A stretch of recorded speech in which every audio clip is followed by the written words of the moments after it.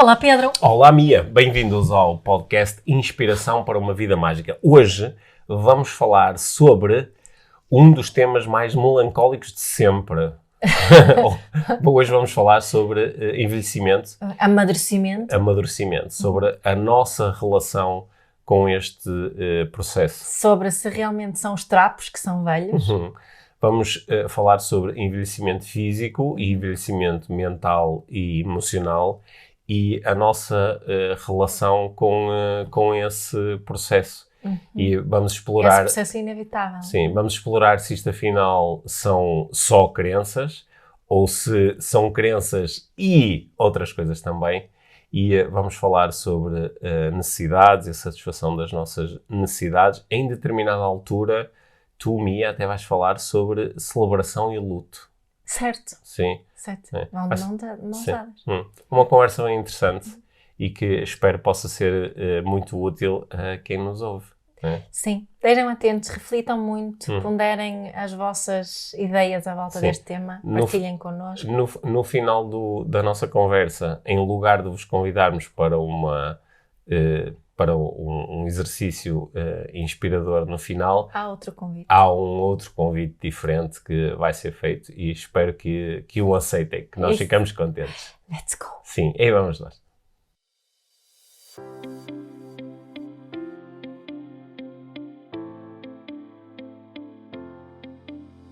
Mia, estava a falar com a minha mãe há uns dias e a minha mãe estava-me a falar sobre a relação dela neste momento com os efeitos da velhice, do amadurecimento corporal. E ela disse uma coisa que me deixou a pensar, aliás, depois a propósito disso tivemos uma conversa interessante e continuei a pensar sobre isso. E agora quero pensar sobre isso aqui contigo.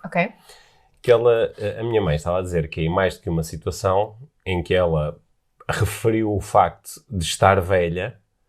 A minha mãe está nos 70 e tal anos, e que do outro lado, provavelmente com muito boas intenções, mas que em diferentes situações, diferentes pessoas disseram: velhos são os trapos. Que é uma expressão que se utiliza para dizer que tu não és velha. E a minha mãe estava ali a refletir sobre como isso... mesmo que venha de um sítio de boa intenção, às vezes é uma espécie de negação daquilo que está a acontecer contigo. Sim. E, portanto, depois a nossa conversa foi assim na direção de se faz sentido nós aceitarmos que estamos velhos, ou estamos mais velhos do que, não é? Por comparação com momentos anteriores da nossa vida, e que tipo de repercussões é que tem tu aceitares ou não aceitares isso. Né? E eu sei que também poderíamos falar, era uma outra forma de falar sobre este assunto. Eu vejo muitas pessoas a escreverem nas redes sociais para dizerem que a idade é só um número, não é? Que a idade é uma atitude. E eu consigo olhar para esse tipo de expressões de várias formas diferentes. Né? Por isso, quando tu ouves este tipo de expressões relacionadas com a idade, o que é que tu pensas? Quais são assim, as primeiras ideias que... Claro que eu começo sempre por pensar na intenção de as usar, que acho que é uma intenção positiva. Ao mesmo tempo que ao outro lado que é uma espécie de fuga de uma realidade, não é? Tipo, nós não podemos negar a força da gravidade, por muito espiritual que sejas e por muito que digas que tu não és o teu corpo. Se tu saltares com o teu corpo ou se te colocares à frente de um autocarro, em princípio o teu instinto vai ser fugir dali quando ele começa a acelerar, e porque o teu corpo é finito. Né? E não podemos negar esse facto, tal como não podemos negar o facto que o nosso corpo efetivamente está a envelhecer e está a ser usado, espero eu, todos os dias, de várias formas, e que existe um desgaste, ou seja, existe um envelhecimento. E nós não podemos fugir disso. E acho que nós vivemos assim numa era onde há muito foco, cada vez mais. Eu acho que desde que me lembro houve sempre este foco, né? As pessoas fazem intervenções cirúrgicas, fazem tratamentos, põem cremes anti-idade. No outro dia surgiu no Instagram um senhor que tem 60 anos, mas se calhar dava-lhe 30 e tal, que tem um protocolo anti-idade e ele dedica a vida e todo o seu dinheiro no abrandar do envelhecimento, né? E acho que isso está intimamente ligado a uma não aceitação da morte também, de que nós não, na nossa sociedade ocidental, pelo menos, nós não aprendemos a lidar com e fazer as pazes com esse facto. Eu sinto isso em mim, quando eu começo a pensar na morte e no envelhecimento, dentro de mim sinto assim uma resistência, não quero ir para lá, não é? É aquele quarto proibido dentro da casa onde estás com curiosidade, mas também o medo é suficientemente grande para te manteres afastado. E ao mesmo tempo que tenho um desejo de estar em paz com isso e de estar em paz com o envelhecimento. Não estou. Portanto, acho que essas tentativas de dizermos, quando eu também digo muitas vezes, eu não me sinto a idade que tenho, eu sinto-me 21, digo isso há muito tempo. E acho que isso também, essa dissonância é que também entra aqui em jogo, não é? Sim, mas é esse sentir-me com uma determinada idade, ao sentir-me com uma determinada idade física, não é? E ao sentir-me com uma determinada idade mental. Certo. Não é? Acho que são coisas diferentes. Sim, mas acho que se calhar há uma terceira coisa, que é quando me olho no espelho, não vejo os 21 anos, não é? Sim. De todo. Sim. E quando olho para uma fotografia minha, não vejo o que sinto. Sim. Sabes? Será que por trás desta ideia do velhos são os trapos, pode estar, por um lado, esta vontade de evitar a ideia do envelhecimento e da morte, não é? Que está associada depois ao fim? Sim, está associado, portanto, o processo de envelhecimento continua até morrermos.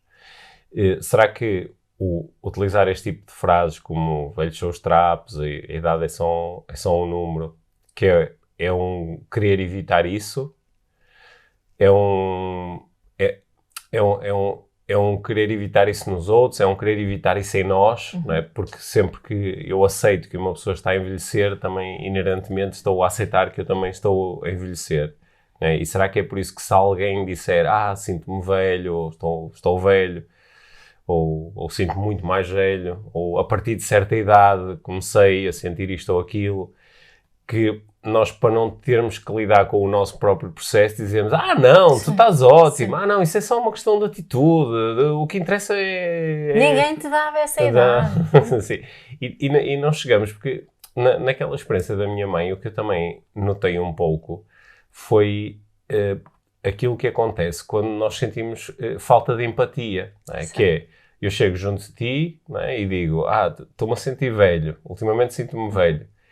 E tu dizes, não, tu estás ótimo, não é? Isso, estás a negar a minha experiência e sem mostrares curiosidade, porque eu acho que a partir da curiosidade e de fazer perguntas, não é? O que é que aconteceu para te sentires assim? Ou onde é que te estás a sentir assim? Porque podem surgir respostas tão diferentes. A pessoa pode dizer, olha, tenho muito mais dificuldade em andar, costumo fazer caminhadas e comecei a reparar que fico muito mais cansado. Olha, as minhas articulações não funcionam tão bem, tenho dor nas articulações, ou olha, se tenho menos força, por exemplo, quando treino no ginásio, comparado com há uns anos atrás, noto que, apesar de ter um protocolo de treino muito parecido, mas tenho um bocadinho menos de força. Ou, olha, olhei-me ao espelho, ou apanhei umas fotografias minhas no Facebook de umas recordações de há 10 anos e disse, que diferente, estou diferente, a minha pele, o meu aspecto, pode ser isso, mas também a pessoa pode dizer uma coisa, lá está, que é mais do ponto de vista mental e emocional, quer dizer, olha, sinto-me mais cansado, sinto que já não tenho motivação para ir atrás de novos objetivos. noto que já não tenho tanta esperança quando penso em certas coisas, porque depois de repente lembro-me que a idade que tenho é menos provável isto acontecer. Porque acho que são, assim, duas linhas muito diferentes. E há uma linha que é mais física, né? Há aqui esta evidência física do envelhecimento. E eu às vezes acho que é um bocadinho desesperado tentar negar essa evidência. Porque essa é uma evidência que é nossa, mas também todas as pessoas estão à nossa volta e todas as pessoas que viveram antes de nós, né? E nós queremos negar isso. O que não quer dizer que nós não possamos dizer, olha, deixa-me, através da ciência e da experiência, ver se conseguimos encontrar formas de este processo de envelhecimento de ser mais lento ou ter menos dor associada. Certo. Ok, tudo bem. Ainda assim, o lutar... É aquele aumento da esperança de vida com qualidade. Com qualidade, ok, tudo bem. Isso acho que é uma linha de exploração que é perfeitamente lógica e razoável. Só que acho que é bastante diferente quando estamos a falar mais deste envelhecimento mental e emocional. Yeah. Porque aqui parece que nós temos mais estratégias à nossa disposição. Não é? E aqui parece que a subjetividade de facto é maior. Porque, claro que tu podes encontrar exemplos, como estavas a descrever, de uma pessoa que tem 60 anos e andou a vida toda a treinar e a explorar protocolos para envelhecer mais devagar, e tu dizes, de facto, olha, olhando para esta pessoa não imaginava que tinha 60 anos. Ok, isso pode acontecer. E tens pessoas com qualquer idade, a partir dos 30, 40, 50, 60, 70, pessoas com a mesma idade e que têm um aspecto bastante diferente. E, de facto, isso às vezes tem a ver com a sua biologia, muito, não é? Mas também tem a ver com os seus hábitos, com a alimentação, com o treino, etc, etc. Agora, quando tu olhas mais para as questões mentais e emocionais, tu, de facto, encontras pessoas que têm 70, 80, 90 anos e são muito joviais na forma como lidam com a vida. Claro. São curiosas, estão a aprender, estão a ler, estão a estudar, estão a querer conhecer. Comparado com aqueles, se calhar estão mais num patamar onde quase que desistiram. Sim, quase que desistiram. Ou até pode não ser desistir de viver, mas é o desistir de aprender, o desistir de fazer coisas novas, de explorar, de ser curioso. Também acho que quando tu notas sinais do teu corpo, que não é a dor nas articulações, quando notas sinais assim de envelhecimento, também isso é fácil afetar a parte mais mental e da atitude. Sim, são duas faces da mesma moeda. São duas faces da mesma moeda. Sendo que há coisas que são mesmo inevitáveis e a atitude e o mental podes, se quiseres, trabalhar de uma forma diferente. É um bocadinho isso que estás aqui a propor, ou não? Sim. Sendo que até agora estava cruzando as duas coisas. Um dos sinais, porque nós podemos falar em envelhecimento, mas também podemos falar em amadurecimento. Certo. Não é? E do ponto de vista mental e emocional, há coisas a que tu podes dizer, esta pessoa tem uma atitude mesmo de velho, que é uma coisa que nós dizemos de uma forma depreciativa, pejorativa, não é? Mas também podemos dizer, olha, esta pessoa tem uma atitude mesmo madura, porque provavelmente aprendeu ao longo da sua vida a lidar de uma forma mais mágica, a lidar melhor com as coisas que a vida lhe traz, incluindo o envelhecimento físico. Yeah. E eu, neste sentido, eu sei que estamos a entrar num território assim um bocadinho perigoso, no sentido em que estamos a falar, não é? Nós nos últimos episódios falamos várias vezes sobre crenças. Estamos a entrar aqui num domínio de crenças muito fortes e muito enraizadas. E estamos a ter uma conversa que para algumas pessoas é muito triggering, tipo, elas sentem aqui, elas não gostam muito de falar sobre isto, sabes? Há pessoas que vão correr, bater 3 vezes na madeira. Tipo, não gosto muito de falar sobre, parece que estou a estou a programar-me ou a atrair para mim. Isso tem a ver com aquela resistência minha que te estava a falar. Sim, mas eu noto este processo de amadurecimento também em mim. Ou seja, enquanto que se calhar quando eu me comecei a interessar por desenvolvimento pessoal e mais a refletir sobre a questão das crenças, eu estava mais atento aos 30 e poucos anos, estava muito atento a às crenças que eu tenho sobre envelhecimento. E comecei a reparar que havia assim crenças muito enraizadas de, não é, o que é apesar da minha experiência naquela altura ser só de uma pessoa de 30 e poucos anos, mas o que é que eu acredito que é ter 50 ou 70 ou 90 anos?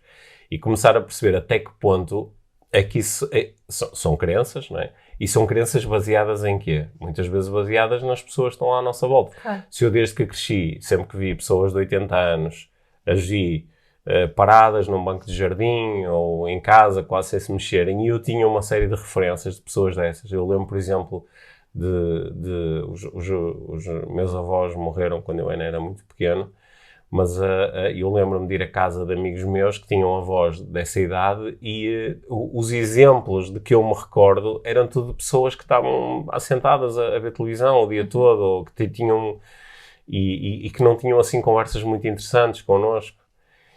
E portanto eu comecei nessa altura a questionar-me de onde é que vêm estas minhas crenças e que crenças é que eu teria se tivesse contactado com pessoas de 80 anos que tivessem fisicamente ativas, que mostrassem um grande interesse e curiosidade pela vida, Tipo o meu avô. que pudessem ter conversas interessantes comigo e me estimulassem de uma determinada forma, não é? E eu nessa altura, acho que ao perceber isto, fiquei assim um bocadinho radical, sabes? Comecei a alimentar a crença de que isto é só uma crença. Portanto, se eu acreditar que tu aos 80, 90 ou 100 anos estás cheio de força e de jovialidade, eu vou estar e flexível e a correr maratonas e não sei o quê. E eu às vezes noto, porque há alguns exemplos que nós encontramos de pessoas. Há um tipo com... eu lembro de quando vi a notícia, fiquei muito entusiasmado, o primeiro homem com 100 anos a correr uma maratona. Certo. Conseguiu completar uma maratona. E claro que há alguns exemplos destes que nós podemos trazer para a nossa vida como inspiração. Só que parece-me que também é bom nós revermos porque é que isto se torna tão importante para nós. Se isto às vezes não é um mecanismo de fuga, que é eu a não querer lidar, como tu propuseste, com algo que parece inevitável. Uhum.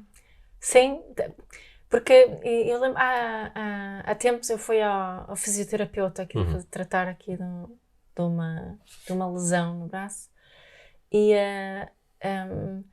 ele foi assim um bocadinho fatalista, não, de alguma das formas que lidou comigo. Ele estava a dizer, pronto, ele disse qualquer coisa como, sim, esta articulação já não está a ficar mais novo, não é? Portanto, vamos fazer o que podemos. Basicamente o que está a dizer é que com a tua idade aqui há limites no que nós podemos fazer. E ele estava-me a dizer que, por outras palavras, quase que nunca vais recuperar totalmente. Há aqui uma calcificação, não sei o que, blá blá. Pronto. Se estamos assim no mundo do desenvolvimento pessoal, muito pop, vamos logo buscar aquelas ideias do segredo e aquele que partiu as vértebras todas e só com o poder da mente conseguiu sarar aquilo e saiu a andar e estas coisas todas. Mas há aqui um equilíbrio a encontrar, não é? Entre, ok, eu vou agora fazer o melhor com esta situação, vou-me focar em melhorar e conseguir fazer tudo aquilo que eu quero fazer e também segurar neste espaço a possibilidade de que se calhar não vou conseguir fazer tanto como gostava inicialmente, não é? De não fugir também da força da gravidade, digamos assim, não é? Utilizando aqui o exemplo antes. E acho que isto é que é difícil, né? E acho que é isto que algumas pessoas não querem aceitar isso. Umas pessoas parece que vão só para não, sou muito velho, agora a minha anca nunca mais vai ficar cada vez pior. E outras que estão em total negação desse lado, dizer não, vou fazer tudo, e ficam muito obcecados pelo esse processo de anti-envelhecimento ou de... Não é? E parece que é aqui um caminho do meio, não é? Não, é o que eu estava a pensar. Assim, aquilo em que eu acredito é que existe aqui um caminho de meio onde posso segurar ambas as possibilidades. Não é? E acho que essa pelo menos é aí que eu quero viver, não é? Eu tenho dores aqui na minha anca direita em certas situações, posso poder observar o que acontece, o que posso fazer, não é? Mas E depois, uma coisa que aprendi aqui nestes anos que estive a estudar comunicação não violenta era 2 tipos de necessidades que nós temos que eu não percebia que eram necessidades, e principalmente uma delas acho que não me deixei realmente nutrir. Uma delas é o celebrar, de celebrarmos mais as coisas, olhando para isso como uma necessidade. A segunda coisa era fazer o luto, ou é fazer o luto, de nutrir a necessidade de fazermos o luto em relação àquelas coisas. E também estes pequenos lutos, não é? Este luto de que, ok, eu tenho aqui uma situação, uma coisa no meu corpo que eu gostava que fosse diferente. Em princípio não será diferente. Portanto, fazer luto disso ajuda-me a estar neste caminho depois no meio. É interessante isto a falar aqui do fazer o luto, porque estava-me a lembrar de algumas conversas que eu fui tendo ao longo dos anos, por exemplo, com pessoas que por exemplo, quando eram jovens foram atletas e agora estão numa fase da sua vida muito mais avançada, muito mais madura, em que são tudo menos atletas. E as pessoas podem, por exemplo, partilhar memórias. Quando eu jogava futebol, quando eu fazia atletismo. E podem partilhar essas memórias assim de uma forma muito bonita. A dizer, era espetacular, eu corria, eu saltava, eu fazia 30 por uma linha. Havias de ter visto, era espetacular. E estarem em aceitação em relação ao facto de que isso era quando eu tinha 20 anos, agora tenho 70. Mas há outras pessoas que ir buscar estas memórias é extremamente doloroso. É tão doloroso que às vezes preferem não falar sobre isso, porque lembras daquilo que elas já não conseguem fazer. Né? E lembras de que elas já não vão voltar a ter essa idade. E portanto eu acho que nesses momentos nós percebemos muito também qual é a nossa ligação com a natureza humana, porque a nossa natureza tem aqui uma série de constrangimentos, né? E nós ou podemos estar em aceitação com esses constrangimentos ou podemos estar a negá-los bastante. Eu acho que há algumas pessoas que dizem que o ser humano é o único animal que não está em paz com a sua natureza, ou que pode não estar em paz com a sua natureza, né? No sentido em que isto é totalmente especulativo, não é? Mas tu olhas, sei lá, para a tua cadelinha e ela não te dá nenhum sinal, mas não sabes, tu não consegues aceder diretamente à experiência eterna dela de quando eu era um cachorrinho, não é? Portanto, não sabes muito bem qual é que é a relação que ela tem com essa... Mas parece que é sempre a aceitação de qual é o próximo momento, o que é que eu consigo fazer agora, não é? Há muitos animais que quando nós olhamos, por exemplo, para um animal que se magoou e está recuperado ou teve doente e está recuperado de uma doença, assim, eu acho que algumas pessoas às vezes encontram inspiração em dizer, parece que está só em aceitação, que é o que é que eu consigo fazer agora, como é que eu me sinto agora, é para descansar, descanso, é para correr, corro, é para ladrar, ladro. E acho que às vezes o trazer isso para as nossas vidas também pode ser muito bom e pode ser difícil, como tu estavas a propor.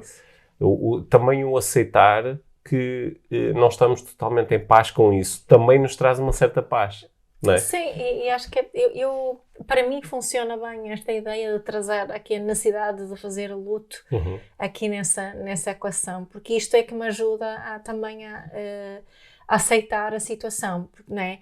O luto é o caminho até a aceitação, no fundo. E também de aceitarmos isto. A aceitação não quer dizer que ando toda contente em relação a uma coisa, ou que não é minimamente dolorosa, mas é tipo, consigo estar em paz também com isto. E essa não sinto que isso é assim um dos principais desafios aqui estavas a falar da natureza humana, e da vida humana, como nós vivemos em nosso tipo, é fodido às vezes, não é? Mas por isso é que nós há uns anos que dizemos que a vida mágica acontece quando eu consigo estar bem com a vida tal como ela se me apresenta. E isso inclui os cocós todos da vida, não é? E eu ultimamente tenho tido algumas conversas interessantes sobre isto, não é? Porque Quando nós falamos sobre a vida mágica, nós sabemos que há sempre pessoas, pá, mágica, ok? Acham que estamos a falar assim da cena do cúmulo da positividade, não é? Que é tudo mágico, é tudo maravilhoso. Não é isto. E também não estamos a falar de tu seres tão bom a ressignificar que mal acontece um cocó na tua vida, tu já estás a ver o lado mágico da cena. Certo. Não, às vezes eu acho que é uma certa magia em aceitar que isto agora parece-me mesmo um cocó. Certo. Não é? Isto subjetivamente é um cocó para mim. Sim, é eu testemunhar disto, da cocosice toda. Não é? Às vezes sem querer imediatamente, ok, agora é o que é e não é nada agradável e está a ser doloroso. Às vezes pode ser profundamente doloroso, não é? Às vezes pode ser um confronto com o absurdo da vida, ou podem existir momentos muito difíceis, e aceitar que pronto, esses momentos são a vida. Nem fazem parte da vida, esses momentos são a vida. Estava a pensar nisso, porque há muito essa fala-se muito, tens que saber viver a vida. E às vezes, com essas tentativas, o que estamos a realidade, não é? De ressignificar, de sempre ver o lado positivo, o que acabamos por fazer é fugir da vida. Sim. Não é? Na nossa ânsia por viver a vida, fugimos dela. Sim. Isto tem sido assim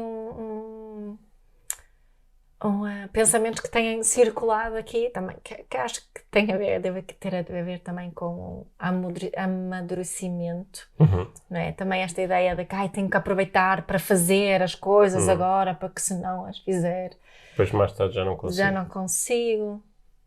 Se calhar consigo, sei lá, não é? Pode ser ou não. Ou se calhar nem é assim tão importante se o fizeste ou não. Se calhar nem é assim tão importante. Eu escrevi há uns dias no Instagram sobre...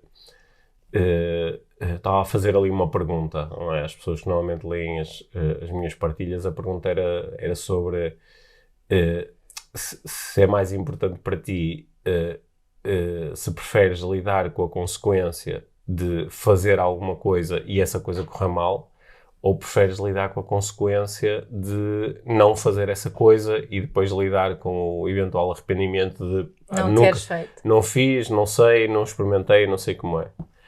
E a resposta não é fácil, não é? Embora eu acho que muitas pessoas, quando leem, dizem assim, eu acho que no fundo, prefiro lidar com as consequências de ter feito, não é? E até houve alguém que respondeu com uma partilha muito bonita a dizer que se lembrava de estar no carro com o seu avô e do avô estar a dizer que tinha arrependimento de coisas que nunca chegou a fazer na sua vida e que agora também já não ia fazer. Lá está, por causa da idade e do momento na vida.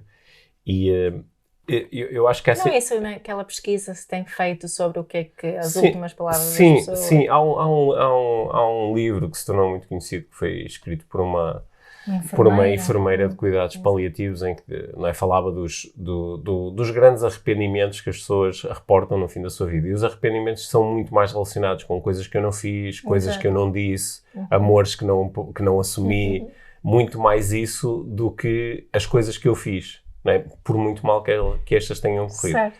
Eu claro que depois também, como é habitual, também propus que se olhasse para esta questão com alguma cautela, não é? Porque senão as pessoas podem ter ideias assim, sei lá, sei lá, tenho um momento assim de eu devia pôr-me a andar de casa e não aturar mais os meus filhos, não é? Peraí, disseram-me que o ideal é eu não me arrepender das coisas que não fiz. Vou-me embora, faz as malas e vou para a estrada. E tanto as coisas que eu faço como as coisas que eu não faço, elas têm consequências, não é? E às vezes eu acho que nós podemos também olhar para esta questão com um certo sentido de risco. Há riscos e riscos, não é? Há riscos cuja consequência é tão grande que não vale a pena corrê-los. E há riscos que a consequência de não os assumir é de facto enorme, é terrível. A consequência vai ser andarmos a vida toda, provavelmente, a pensar naquilo. E lá está, aqui a questão da idade entra em ação, porque há coisas que acho que é legítimo considerar que, olha, há coisas que se eu não fizer agora, dificilmente vou poder fazer mais tarde.